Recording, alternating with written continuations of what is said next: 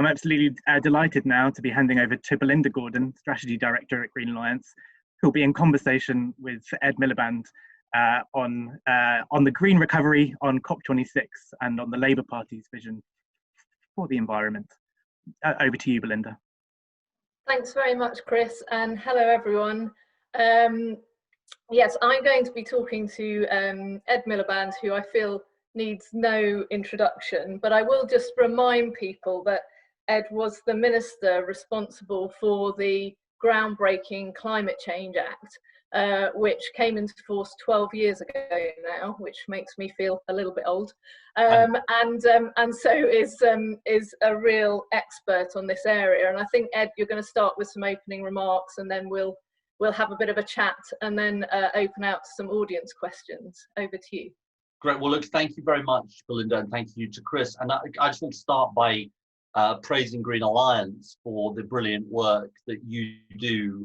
It's been my privilege to work with you over a number of years, including when I was Climate Change Secretary. And you've always been, I think, had a unique role in bringing together business and trade unions and NGOs and others in a really, really important coalition around the climate crisis. So sort of congratulations to you for doing that and for continuing such great work. Belinda, I thought it'd just be useful because I'm a sort of veteran of the not so successful Copenhagen COP that some people will remember in 2009. Just to sort of make a few opening remarks about Glasgow and sort of what I'm hoping for from it, and what we need collectively to be doing in the next year.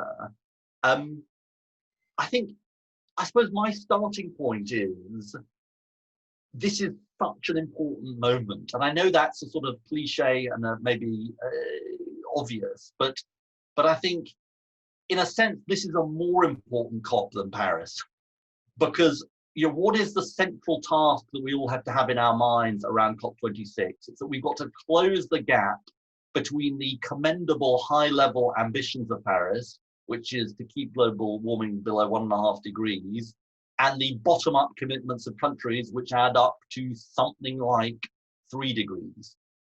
And that gap,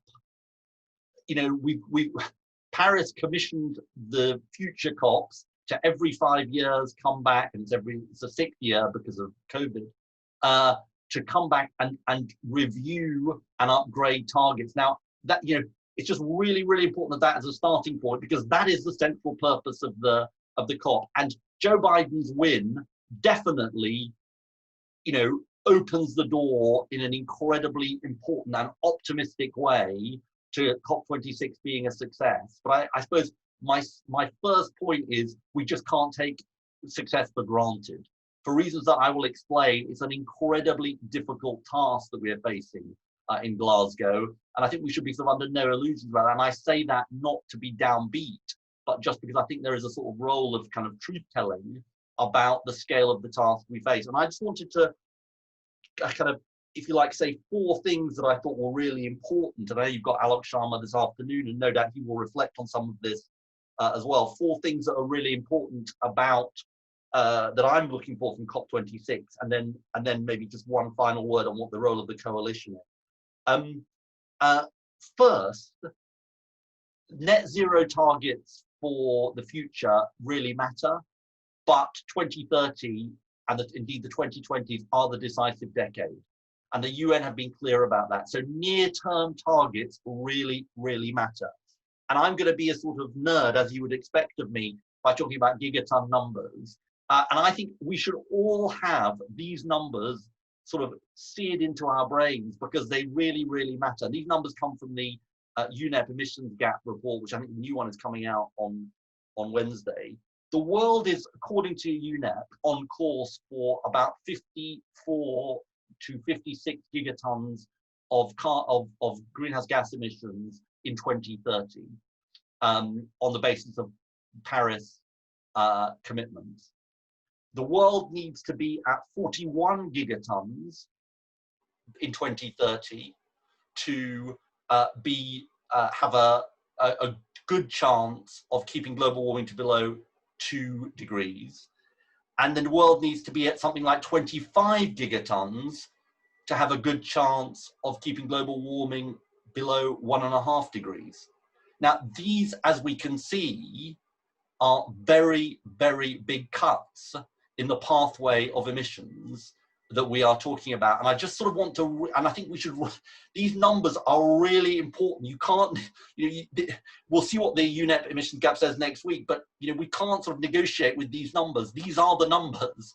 And from that follows kind of, I think, everything else really, because all of the other action has got to be in pursuit of making sure that we meet the emissions pathways that matter. And obviously now what's important to this, China, the US, the EU, but the UK has a role. That's why we need the most ambitious possible NDC from the UK for 2030. That's hopefully coming soon. We said in our 2019 manifesto, Labour Party manifesto, that we wanted to see a substantial majority of remaining of emissions cut by 2030. So the emissions reductions that are still left for the UK, we want to see a substantial majority of that achieved by 2030. That remains our position, but it's about us having an ambitious target and then pushing others as far as we can go. And that includes, it's great that, as I say, Biden's been elected, but it's about pushing the US and the EU and China. China has announced 2060 for net zero, but it's about the pathway and indeed the reductions. We want them to peak before 2030 and then to be reducing emissions by 2030. So I just want to sort of really kind of emphasize that as the starting point. And then I think everything else is in a sense in pursuit of that. And there are the three other points I wanted to make. First of all, the role of international finance is incredibly important. I was very disappointed by what the government announced on overseas aid this week. I think it's self-defeating, it's wrong. It hampers our moral authority I'm afraid in these negotiations. It's been attacked by some developing countries. It sends all the wrong signals. At Copenhagen, the world committed to mobilizing $100 billion of international finance. We need to keep going at that. We know COVID has really affected developing countries very, very badly. Indeed, all countries, but developing countries badly. The importance of help for them is, even more reinforced. And Glasgow has got to deliver on that again as part of achieving what we need to achieve. Third point I just wanted to make is around harnessing the role of the private sector. That's obviously incredibly important. There's a big emphasis on what can be done in the real economy. In that context, climate-related financial risk and disclosure around that is important. The TCFD recommendations, Labour would like to see them come in earlier than 2025. We've said in 2021, 22. The government has said 2025. We think that's too slow. These need to be coming as soon as they possibly can. We want to see it in major financial centres. We want to see pension funds and others starting to say, here's how we can be consistent in the actions we take and the investments we make with Paris. And we've actually been putting amendments to the pensions bill in order to mandate that. So the role of the private sector is incredibly important, both in the positive sense of the kind of cooperation we can have across countries, but also in the sense of needing that disclosure. The next point I want to make is just about domestic action, the power of example on the green recovery. We called for a 30 billion stimulus over the coming 18 months, which we thought could create 400,000 jobs in low carbon sectors. We don't feel the government has reached that. We feel they're some way off that, and it's the kind of scale we've seen in France and Germany. But I want to make an additional point, which is we are the chairs of the G7 next year. I think there is a real opportunity to, a bit like was done after the financial crisis in the G20, to mobilize G7 countries and also international institutions like the IMF and the World Bank around the green recovery. And I think, in a sense, part of the challenge of this COVID crisis has been a failure of international coordination, I think. And there's a real chance of international coordination. And again, you know, the more we can do on green recovery, to state the obvious point, the more it takes us towards those closer towards those emissions pathways that we are talking about. People may want to ask me further questions about those issues. I just want to say one other thing though around the role of all of us in relation to these to the COP. I think there's two different sort of points of view on the COP, which is, I think some people think about it as a kind of talking shop. I think the sort of outside world, there will be a view, it's sort of just, it's a talking shop, and countries will do what countries do, and you know, that's sort of, and maybe it's an opportunity for people to come together and talk about what they're going to do, but do these things achieve very much? I take a different view. I think these are crucial forcing mechanisms when you force leaders to kind of confront the science, confront the situation, and account for their actions. I certainly, in the run-up to Copenhagen, along with Gordon Brown, felt the sense of domestic pressure to achieve as much as we could. Now, Copenhagen did not go well, as we know, but I think it is really, really important that COP26 is used as that sort of forcing mechanism. And some people would think, well, we mustn't push too hard because otherwise people will be disappointed. Will it send the wrong signals? I got to say, I take an opposite view. You know, the next time we'll have a chance to revise our 2030 targets is on the current timetables, I think 2025 or 2026. That will be extremely late to bend the curve for 2030. So while this isn't our last chance, it's getting towards our last chance to really bend the curve for 2030. And that's why I think we need to maximize the pressure for maximum ambition, and the role of business, civil society, hopefully us playing a role as well as the opposition in the most constructive spirit, because I think everybody wants to achieve as much as we can, I think is absolutely crucial. And I think, you know, I think it's great you're having this event. I think it's great you've got Alok coming along later. I think we, you know, I hope, and I've said this to him, I hope that the government will be straining every diplomatic, political, strategic sinew on this. You know, this has got to have the sustained engagement of the PM, the Foreign Secretary, obviously Alok himself, doing absolutely everything they can, because this is an absolutely crucial moment in the fight against the climate crisis. Thanks so much, Ed. I think it's really brings it home when you kind of mention those numbers and, you know, the scale of the challenge, and why this COP is so crucial. You know, as you say, not our last chance, but not far from it. So I just wanted, you kind of outlined there, based on your experience, what you think the UK government's priorities ought to be in the run-up, kind of, you know, really strong domestic action, harnessing the role of the private sector, using international finance and increasing that. But I just wonder, given your experience at Copenhagen and other COPs, what do you think the big challenges will be at COP26, and how can the UK government as the host kind of work now to make sure when we actually get to Glasgow, it goes to plan? I mean, I think, you know, the Danes were the hosts, obviously, of COP, of the COP in Copenhagen, and, you know, it was, I think they were kind of ill-prepared. I don't mean ill-prepared, but I mean, I think they were, the scale of the difficulty, the degree of difficulty, I think is something they weren't prepared for. You know, I think I sometimes liken this to 193-dimensional chess, if that's possible, in the sense that, you know, you have 193 countries. And the truth is the political will wasn't there in Copenhagen in a way that the political will is there now. I mean, it's very striking to me, Belinda, coming back into this, you know, a decade on, how the political will has changed. You know, if you take China, you know, China is at the forefront now of being, you know, wanting action, recognizing it needs to get to net zero. That is a different world.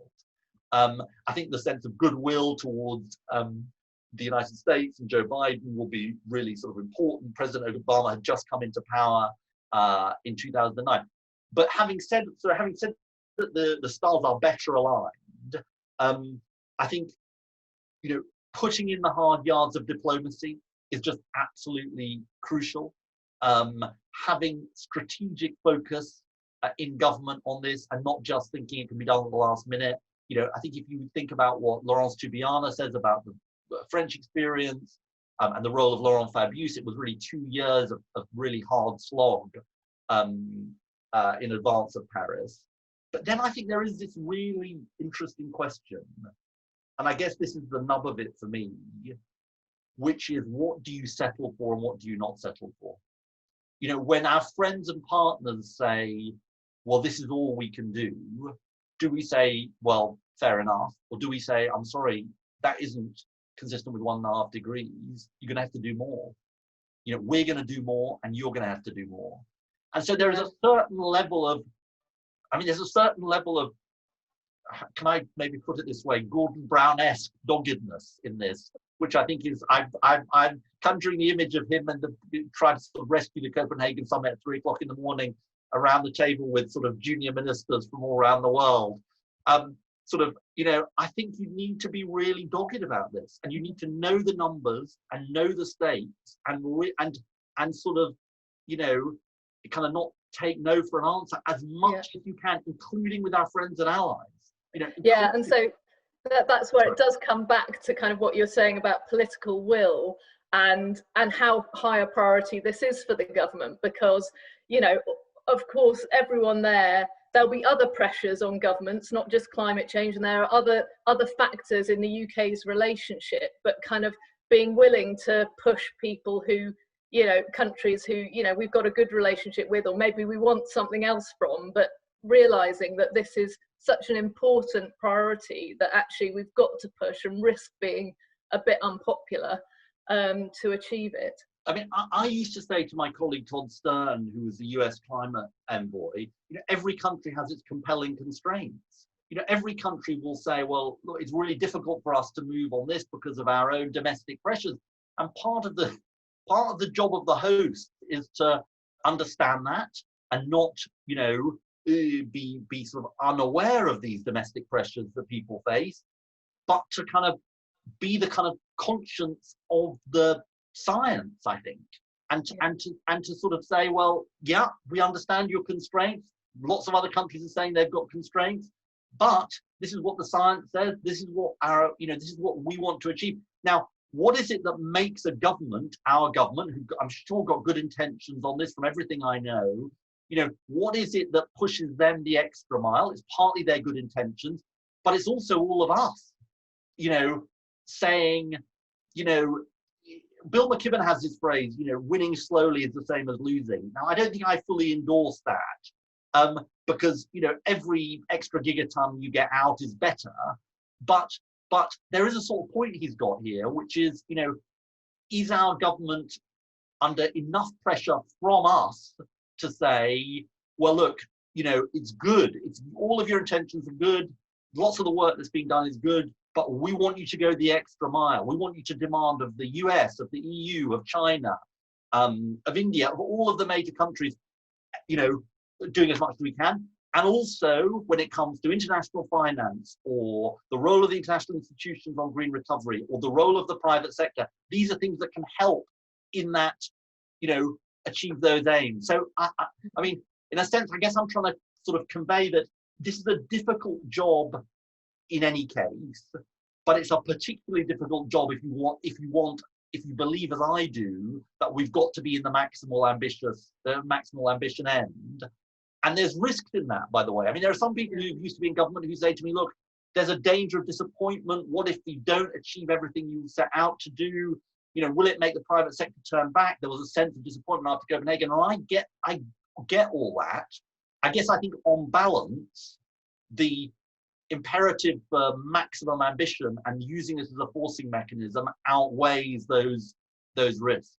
Yeah, so I did want to ask you kind of what you felt. So, you know, there is this huge challenge, and everyone here wants this COP to be a success.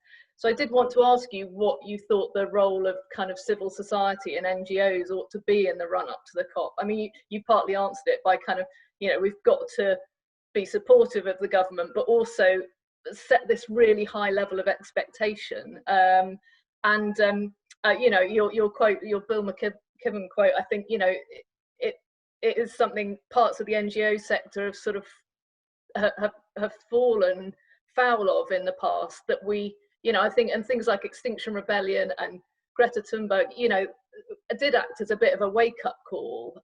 So do you think, you know, that sort of level of, there's a real role for civil society in sort of setting that high level of ambition? Yeah, I mean, look, in a sense, it's sort of, I mean, it's complicated and it's simple. I mean, it's complicated because, you know, civil society movements face all kinds of pressures, and we, you know, don't want us to lose momentum in Glasgow and beyond. But in other sense, we're the, you know, you're the custodians, we're the custodians of 1.5 degrees. I mean, we're the custodians of what Paris agreed.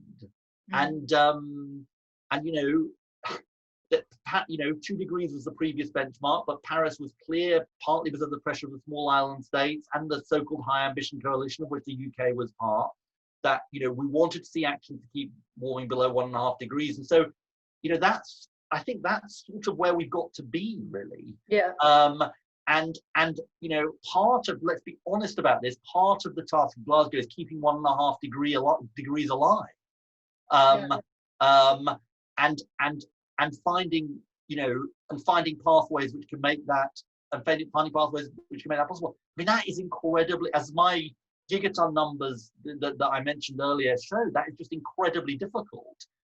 But, you know, the fact that it's difficult sort of doesn't mean that we should then sort of not even try. Kind of shrink it, well, or yes, sort of shrink away from it. So, well, that's, you know, that's going to be really too difficult. So we're going to give up on that. And you know, I know that the, you know, from colleagues that I talked to in the civil society movement, including Green Alliance, you know, I know there's a real consciousness of that. I guess if I have a fear underneath all this, it's that because the numbers are quite complex and opaque, we focus on lots of other important things, but things that in the end are second order.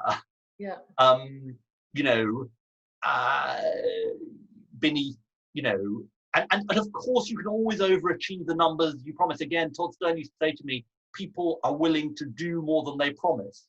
In other words, people will promise numbers and then want to overachieve them. And that, of course, that's true. But, you know, can't rely on the numbers are a good guide to what people are willing to, you know, as we know from Britain, the numbers are a good guide for what people are willing to commit to, and then broadly the pathway they think they can be on. And some countries will underachieve their numbers. Yeah, I think it's really helpful to sort of keep that focus on the numbers and not get distracted by other, as you say, sort of slightly peripheral things. I mean, believe it or not, sorry to just say one other thing. I mean, and this is not supposed to be a sort of humble brag or a need to brag. I've had these numbers on the whiteboard in my office well before I did this job, because I guess I kind of thought, you know, 2 years ago, look, this is what Paris commissioned us to do, basically. Yeah. Yeah, and can I ask you, as Shadow Business Secretary, I mean, you've kind of mentioned the role of business, and I personally, I mean, I can find, if I look at the numbers too much, I get a bit depressed. But actually, one, I think, real ray of hope over the last couple of years has been that business have taken this real leadership role, and a lot of kind of the private sector have set net zero targets, really ambitious ones. And you know, what do you think? What would you be saying to kind of businesses, you know, if you were Alok Sharma, kind of what do you need from business in the run-up and you know, indeed after the COP? I honestly think that the role that business is playing in this has been outstandingly good. I mean, I just think it is outstandingly good, and you know, it was actually quite positive in 2008, 2009 when I was doing the climate job, but I think it's transformatively different and qualitatively better. You know, so many businesses are right up for this, and you know, kind of way ahead of government, I think. And that's not criticism of this government necessarily, but you know, I think so many businesses are champing at the bit. I think sort of there's, I suppose I'd say one thing about what business can do with government, and you know, what government can do with business. I think what business can do with the government is be part of this coalition of pressure. Saying, look, we're stepping up, we're doing our bit, we expect government to do the same. You know, we you know, we're going quicker than 2050. We're showing how we can make things, we advance our plans, all of that, and we expect a business, we expect government to do the same. And then I think what government needs to do in relation to business is, and I think this is what we're crying out for in the domestic context, is I think a framework is really important. I feel like the government has got some good points they're making, to be fair to them. But I think what we lack at the moment is a sense of a plan. Whether it is in the household sector, how are we going to change the way we heat and, 27 million homes or whatever the exact number is. How are 2030 on petrol and diesel vehicles off the road? Good, but what's the glide path towards that? How's that gonna, what's the framework by which that's gonna happen? Similarly on sort of land, similarly on the power sector, what is the framework for the power sector? So I think there's good points from government. I think the sense of a plan, I would like to have had more sense of urgency in relation to green recovery. But in relation to business then, I think the other point I would make is I meet lots of manufacturers who are desperate to be part of this, aerospace, for example, but they need to have the help. They need to have the industrial strategy that can help them make this transition. Yeah. And it does need to be this, and I'd underline the fairness point, this does need to be a just transition. Mm-hmm. And there are going to be challenges to have a just transition. So I think giving business that help to make the change when it's harder for some than others, and somebody's making a point in the chat about small businesses, and I think that's a good point too. Mm-hmm. This is just a massive transformation, and it needs that kind of partnership. Yeah, and I think we can be sort of scathing about strategies, being written all over the place and kind of sitting gathering dust, but actually, when we are living through this sort of rapid transition, businesses need to see in black and white what is expected of them and what the plan is and what government's going to invest in, so that they can then make their investment decisions based on that. And I think that's the challenge at the moment, that there is this great willingness from business, but there is a bit of a gap in terms of what the government's actual plans are for various sectors, what the industrial strategy is, so that business can then go away and say, okay, now I know what you're planning, I can decide to invest in this. Definitely. Can I just ask one final question before we go over to the audience questions, which is, I've got a slight concern that we're all rightly very, very focused on the COP, and it's kind of, and we all know that these big events sort of attract a lot of energy. And then when they're over, there can be, people can kind of move on to the next exciting, shiny thing. What do you think, needs to be done to make sure that there's sort of momentum maintained after the COP? That, whether we get the outcome we want or don't quite get there, that, we don't lose, this doesn't sort of drop off the agenda. I mean, look, I think in a way that goes to the heart of the matter, doesn't it? Which is this an environmental issue? Of course it is. But I think my biggest point of learning in the last decade is this is also crucially an economic and social justice issue. This is so big, and this is going to shape the future of our economy so much. This is not just, something that sits outside every other policy agenda. This is about what kind of economy we're going to have in the future. How do we tackle all of the other inequalities and injustices we face in our society? Well, it's partly by rising to the challenge of the climate crisis in the right way. That's why the jobs agenda is so important. Air quality, access to nature, how we distribute the costs, the benefits and burdens of the transition that we need to make. So in a sense, I think, every department is now a climate department, and I don't think it can be allowed to fall off the agenda. And in a sense, I don't want to be complacent about that, but certainly from our point of view, it's going to be central to what we do overall, because I genuinely think the next election is going to be a climate election, because this is going to define so much of the decisions that government makes over the next 10, 15, 20 years and beyond, I think. Yeah, I can't tell you how encouraging it is to hear a politician talk in that way, because I've been involved in the environmental agenda for a long time, and it has been seen as a nice, sort of slightly fluffy peripheral issue, but I do genuinely feel like things have changed over the last few years, and you know, and Green Alliance is working really hard to make sure that it is at the core of government policy. But it's you know, it's just so great to hear that there's that appreciation. I think I'm now going to go over to my colleague Joe, who has been looking at all the many questions that I think have been flooding in from the audience, and pick out some choice ones for you, Ed. Great. Yeah, great. Thanks very much. And there have been loads of really great questions, so thanks for that. I'm going to just go to the most upvoted ones first. So the first question I think it would be great to answer is around consumption emissions. So Yes. obviously the UK's, Yes. yeah, the UK's has a large amount of consumption emissions Yes. related to the goods and services it buys overseas alongside its territorial emissions. So in COP26, how much do you think the UK should be positioning itself around reducing consumption emissions, and how can it do that? That's a really great question. Look, again, this is one of my big learnings over the last decade. I think consumption emissions, I don't think our UK framework is good enough on consumption emissions, I'll be honest with you. I had this discussion with Chris Stark. I mean, I do think we've got to have to think about how we take account of consumption emissions. Of course, you know, the UN measures production emissions, but I think certainly as a country, you know, we've got to, and I think there's a number of aspects of this. I mean, one aspect is obviously, you know, in some sense, we may not be territorially responsible for consumption emissions, but we are responsible for them. But secondly, if you go into the fairness issue, which I think is important, I'm afraid there is a sort of problematic incentive for offshoring inherent in consumption emissions, which is not helping us without building our coalition either. Because in a sense, if you export, according to production emissions, if you export manufacturing jobs, you get sort of points on the board.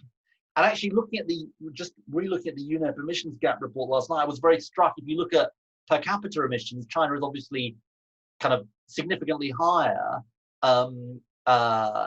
when it comes to our relationship with China, and the West relationship with China changes a lot when you look at consumption emissions for obvious reasons. And so I think it's really important, and we do need to find better ways of accounting for it, and we do need to find sort of internationally ways of working together on it. And it immediately takes you into issues about trade and the kind of how you have trade agreements that actually take account of emissions. Great, thank you. Yeah, really great answer. The next question is perhaps slightly more loaded, but you said that all of us have to kind of strain every sinew to achieve a successful COP.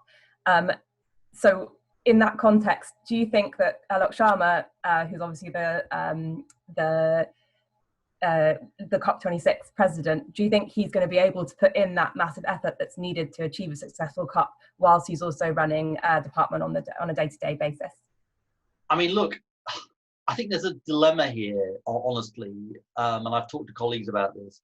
At one level, there's an advantage in having somebody who is, and by the way, none of these comments are sort of about Alok personally, because I think Alok is he's got definitely good intentions in this area. At one level, most people think it's best to have somebody who's actually inside government, because there's a danger of having somebody from outside government for various sort of reasons who's more detached. At the same time, he's obviously incredibly busy with business and COVID issues for totally understandable reasons. I think it's a dilemma, but I think in truth, whatever, and I'm reluctant to call for another COP president since we've sort of already on our second COP president. So that's a decision the government is going to have to come to a conclusion about. I think what's definitely true is that you need, if he continues to do this job, you're going to need to have the right high-level support, envoys and others, but not just appointing lots of people as envoys, who can go and put in the hard yards. But in the end, by the way, this also is not just about Alok, it's about Boris Johnson. You know, in the end, it's prime ministers and you know, and heads of government who have the effect. They're the people who have the difficult conversations. It's, you know, it's the conversations that Boris Johnson has with, for example, President-elect Biden, that are, you know, really important in this, and it's got to be top of his agenda. So you know, it is about Alok's role. It's about, if he, assuming he continues to do that job, about having the proper support. But then it's crucially about, you know, the, as I say, heads of government and their role. Great, thank you. I think we've probably got time for one more, if that's okay, Joe, before we. Yeah, sure. I thought the last question that we could ask is around the role of kind of local community action. So there's obviously a growing number of local community climate groups around the country. So in your opinion, what are the key actions that they can take in the coming months to help achieve ambitious outcomes at COP26? I think the role of local communities, and I see this as an MP in Doncaster, are really important. We've got our own Doncaster Climate Commission, which I've been chairing, and you know, I think there's a couple of things I would say in this context. The first is, I'm really encouraged when I don't know whether people have seen the More in Common report, but I would really strongly recommend it, because they say that of the 3 issues that can unite the country, jobs, the NHS, and climate. And, you know, this is a mainstream, widely felt issue. And I think it's really, and, you know, maybe that's not surprising, but if you look at America, it's much more divisive, much more culturally divisive than it is here. And I think that is incredibly encouraging. So I think that's the first thing to say. I think the role that local groups play in, you know, working with their local authorities, working with their local MPs, pushing forward on this, is incredibly important, because it goes to Belinda's point, which is, you know, there'll be a moment when the COP finishes, and then, you know, we'll be carrying on, whatever the outcome, however good the outcome of the COP is. But then I suppose the last point I'd make is about the run-up to COP. You know, and obviously this is very much more hampered because of COVID. But if it weren't for COVID, I'd be saying we need the biggest civil society mobilization we've ever seen in the run-up to COP26. Now, obviously, we're not going to know exactly where we are, but however that, whatever that looks like, you know, if I was in government, but I put myself in the role of Alok Sharma, I would be wanting to do the right thing, but I'd be even more likely to do the right thing if there was, you know, if I had massive pressure on me. But that's just the way politics is. And you know, I think that is really, really important. You know, so I think local groups can play a really important role, community activists in their own area, on their, you know, on the issues that matter to them, but as part also of a big civil society mobilization on this. Thanks, Ed. I think it's really encouraging for us all to feel like we have a role to play, and that we can make a difference through sort of supporting and putting pressure on politicians. And just before we finish and let people have a little break, I wanted to ask you one question, which we're asking all the sort of panelists throughout the day, and that is, what one thing do you think needs to be done to make it count in 2021? I mean, we've mentioned loads of things, but what's the one crucial thing? Sorry. That's a hard question. I think it is about, in the end, for me, it is about ambition, actually. I think it's about the ambition. It's about being driven by the science, and, you know, recognizing that we can't, every country has its own constraints. There'll be thousands of reasons why people say, well, we can't go any faster than we're going. We can't do any more than we're doing. And I think we have to be the holders of the science who say, you know, I'm sorry, we want maximum ambition because this is what the science tells us is necessary. And I also think we want maximum ambition because we'll have a better world as a result of it. And I guess that's my other big learning point in the last decade, which is, you know, we're right to talk about avoiding, you know, the nightmare of climate breakdown, and I think Green Alliance have been very good on this, and I think the debate has changed, but we've also got to talk about the fact that we only build the coalition if we also talk about the fact this is about better lives for people. We've got to believe, and I do believe, that you know, as we tackle this emergency, we can also create better lives for people, jobs, the quality of life, the air quality we have, people's health, all of those, the kind of society we have, care jobs. You know, there's so much that is about this economy and society that we want to create. So I think it's about ambition, and I think it's about ambition to tackle the scale of the emergency we face, and ambition about the kind of society we can build. Thanks so much, Ed. I personally feel really really galvanized, not only sort of frightened by the numbers, but galvanized to take action, that there is a role for all of us, and that we've got to aim high and not accept compromise kind of. So thank you so much for your time, and I'm sure everyone is feeling equally inspired, and I'm going to hand back to Chris now, who I think is going to tell everyone that they can take a bit of a break. Thank you. Thanks so much, Belinda. And thanks, Ed. That was a really fascinating and inspiring session.